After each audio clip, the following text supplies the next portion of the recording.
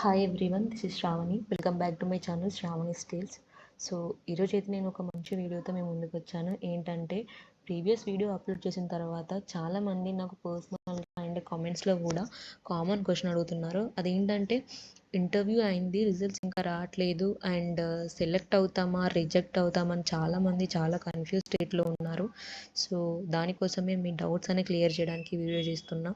So video start చేసే ముందు కింద ఒక బెల్ ఐకాన్ ఉంటుంది, క్లిక్ చేసి సబ్స్క్రైబ్ చేయండి అండ్ నచ్చితే లైక్ చేయండి.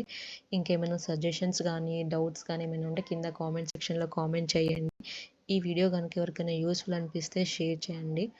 సో ఫస్ట్ థింగ్ వచ్చేసి కేస్ 1 మనము ఫస్ట్ రౌండ్ ఉంటుంది కాగ్నిటివ్ అండ్ టెక్నికల్. ఆ రౌండ్లో మనం యావరేజ్గా పర్ఫామ్ చేసి అండ్ కోడింగ్ రౌండ్లో 1 కోడ్ సాల్వ్ అయి ఉండి కమ్యూనికేషన్లో యావరేజ్గా పర్ఫామ్ చేసి ఇంటర్వ్యూలో అసలు పర్ఫార్మెన్స్ సరిగ్గా లేదు అంటే ఖచ్చితంగా మనము రిజెక్ట్ అవుతాం. ఎందుకంటే ఇక్కడ మనం 2 థింగ్స్ గుర్తుపెట్టుకోవాలండి. ఏంటంటే కోడింగ్ రౌండ్లో అట్లీస్ట్ మనకు 1 కోడ్ అనేది ఖచ్చితంగా సాల్వ్ అయి ఉండాలి, అది మ్యాండేటరీ. అండ్ ఇంటర్వ్యూలో కూడా మనము అట్లీస్ట్ యావరేజ్గా పర్ఫామ్ చేయాలి. సో ఈ 2 పాయింట్స్ గుర్తుపెట్టుకోండి. ఇది వచ్చిందంటే మిగతా రౌండ్స్ యావరేజ్గా పర్ఫామ్ చేసినా ఖచ్చితంగా మనం సెలెక్ట్ అవుతాం. ఇక్కడ మనం కేస్ 1లో చూసుకున్నట్టయితే ఇంటర్వ్యూ అనేది అసలు బాగా పర్ఫామ్ చేయకపోతే మనకు కమ్యూనికేషన్ స్కిల్స్ అండ్ ఎలా బాగాలేవన్నట్టు మీనింగ్. సో మనం రిజెక్ట్ అయిపోతాం. అండ్ కేస్ 2కి వచ్చేసరికి ఫస్ట్ రౌండ్లో ఎక్సలెంట్గా పర్ఫామ్ చేసి అండ్ కోడింగ్ రౌండ్లో 2 కోడ్ సాల్వ్ చేసి కమ్యూనికేషన్లో కూడా బాగా పర్ఫామ్ చేసిన తర్వాత అండ్ ఇంటర్వ్యూలో కూడా చాలా బాగా పర్ఫామ్ చేస్తే డెఫినెట్గా మనం ఎందుకు సెలెక్ట్ అవ్వమండి, సెలెక్ట్ అవుతాం. సో ఈ కేసులో అయితే ఖచ్చితంగా సెలెక్ట్ అవుతాం మనం.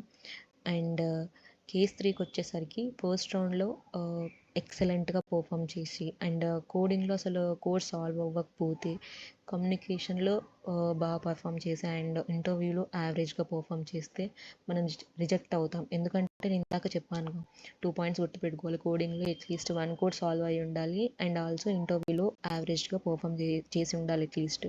సో ఈ కేసులో ఏంటంటే 0 code solve. So at least 1 code కూడా సాల్వ్ అవ్వలేదు. ఎందుకంటే వాళ్ళకి అట్లీస్ట్ మినిమం కోడింగ్ నాలెడ్జ్ ఉన్న వాళ్ళు కావాలి. అట్లీస్ట్ మనం 1 కోడ్ కూడా సాల్వ్ చేయకపోతే మనకు రిజెక్ట్ అయ్యే ఛాన్సెస్ ఉంటాయి. అండ్ కేస్ 4కి వచ్చేసి ఫస్ట్ రౌండ్ బాగా పర్ఫామ్ చేసి అండ్ కోడింగ్ రౌండ్లో 2 కోడ్ సాల్వ్ చేసి అండ్ కమ్యూనికేషన్ రౌండ్ గుడ్ పర్లేదు అలా పర్ఫామ్ చేసి అండ్ ఇంటర్వ్యూలో కూడా యావరేజ్గా పర్ఫామ్ చేస్తే మనం డెఫినెట్గా సెలెక్ట్ అవుతాము. 90% chances are there, depends on interviewer. మనం సెలెక్ట్ అయ్యే ఛాన్సెస్ ఉంటాయి 90%. అండ్ ఇది నా కేసులో జరిగిందన్నమాట. ఈ కేస్ సేమ్ యాజ్ ఇట్ ఈస్గా నేను నా ఇన్పుట్ పెట్టాను ఇది ఇక్కడ. అండ్ కేస్ 5 వచ్చేసి ఫస్ట్ రౌండ్లో గుడ్గా పర్లేదు అలా పర్ఫామ్ చేసి అండ్ కోడింగ్ రౌండ్లో 1 code solve and 1 is partial means like 10 cases ఉంటే 10 టెస్ట్ కేసెస్ ఉంటే 5 ఆర్ అబోవ్ 5, బిలో 10 అన్ని టెస్ట్ కేసెస్ పాస్ అయి ఉంటే అది పార్షల్ కింద కన్సిడర్ చేశాను అన్నమాట.